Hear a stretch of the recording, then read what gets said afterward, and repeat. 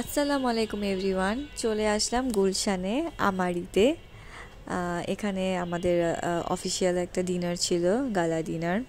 তো আমরা সব কলিগসরা একসাথে আপনার অফিস আওয়ার শেষে গুলশান 2-এ যাই এবং আমারিতে এই বুফের যে ফুডগুলা এগুলো এনজয় করি।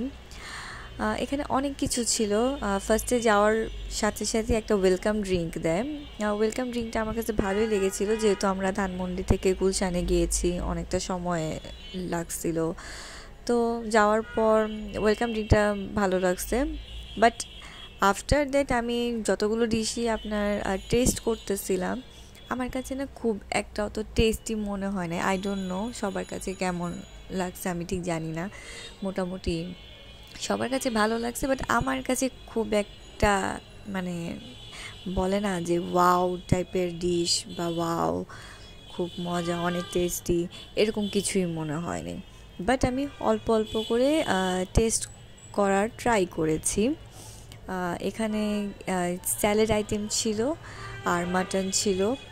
চাউমিনটা আমার কাছে খুব একটা ভালো লাগেনি, কারণ লবণ কম ছিল। ব্যাড বাস।